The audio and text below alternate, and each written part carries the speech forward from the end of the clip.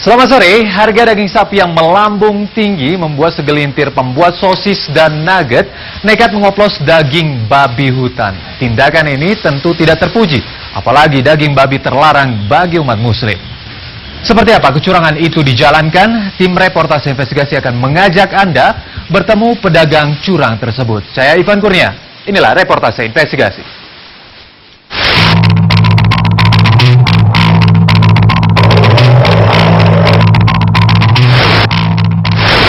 Bagi sebagian kalangan, terutama petani, babi hutan dianggap sebagai hama. Namun bagi sebagian orang, daging babi hutan itu ternyata bisa menghasilkan keuntungan bagi pundi-pundi mereka. Ciprut dan cepot adalah oknum yang biasa menggunakan daging celeng untuk sosis dan nugget buatan mereka. Sosis dan nugget adalah makanan olahan dari daging yang cukup mudah kita dapatkan di pasaran. Kedua makanan ini biasanya terbuat dari daging ayam atau daging sapi. Ciprut adalah salah satu pembuat sosis yang sebagian besar bahannya dari daging babi hutan atau celeng. Produk sosis buatannya itu biasa ia jual ke warung-warung langganannya. Pada para pembelinya, Ciprut meyakinkan mereka bahwa sosis buatannya berasal dari daging sapi. Padahal pada kenyataannya, sosis yang ia buat menggunakan oplosan antara daging sapi dengan daging celeng. Karena lebih murah dari daging-daging yang lain. Itu kalau masalah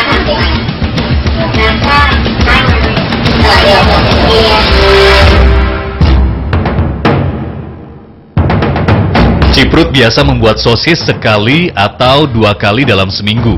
Sekali belanja, ia menghabiskan uang Rp100.000 untuk daging oplosan sebanyak 1,5 kilogram. Harga itu lebih murah dibandingkan harga daging sapi yang mencapai Rp150.000 dengan berat yang sama. Kami mengikuti Ciprut membuat sosis daging celeng. Langkah awal, ia berbelanja daging celeng di tempat langganannya.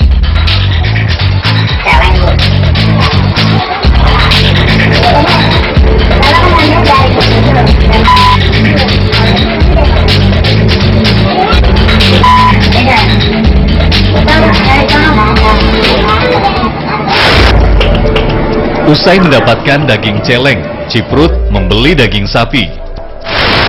Selanjutnya, Ciprut membawa kedua daging tersebut ke penggilingan daging langganannya. 1 kilo daging celeng akan dioplos dengan setengah kilo daging sapi.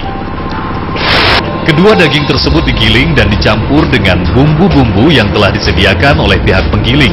Tapi, Ciprut mengaku tak mengetahui pasti bumbu-bumbu yang dicampurkan ke daging buatannya. Setelah semua bahan baku lengkap, Ciprut mulai beraksi.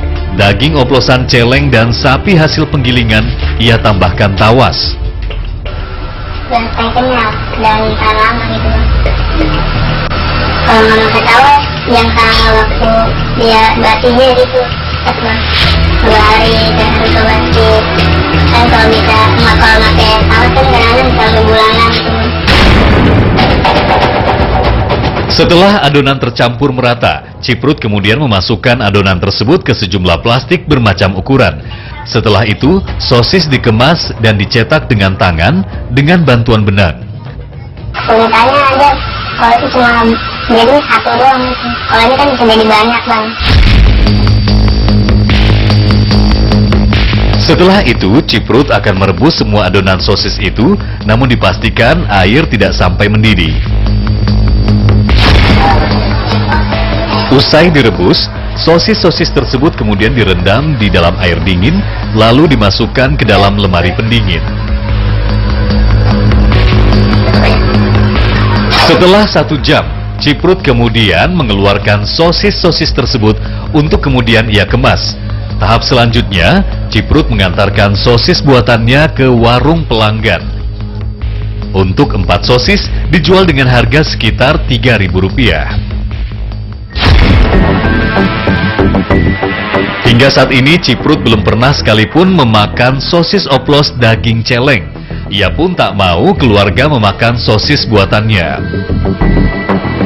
Karena Saya juga takut dosa juga kan.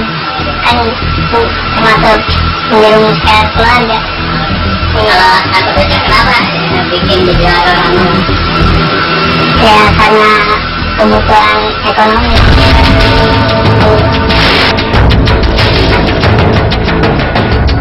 Kecurangan dengan mengoplos daging celeng juga dilakukan Cepot, sebuah nama samaran. Cepot biasa membuat nugget dari daging celeng oplosan. Lebih kecil kemungkinan. Masalahnya daging sapi itu kan sekarang lagi ngomong juga mas. Mungkin orang-orang kayak kami juga susah buat membeli itu. Urusan haram atau halalnya daging celeng tak lagi Cepot pedulikan. Di zaman kayak gini tuh mas, kalau haram tuh udah ya gimana ya, udah kalah sama uang lah kayaknya. Kalau di zaman kayak gini, yang penting tuh anak-anak istri kita bisa makan aja. Kami pun mengikuti langkah Cepot untuk membeli aneka bahan baku pembuatan nuggetnya. Ya baru selalu ada sih. Baru kita begini.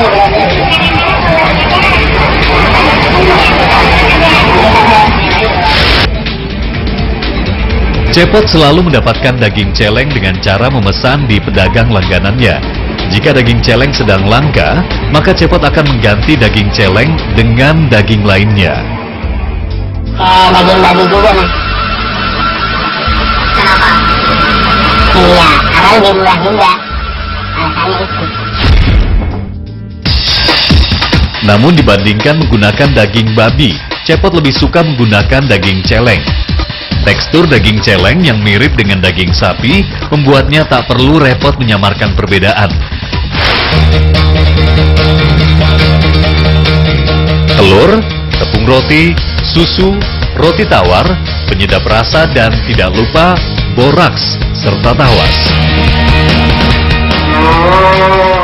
Nugget yang populer sebagai makanan anak-anak juga dengan mudah dipalsukan. Simak terus reportase investigasi.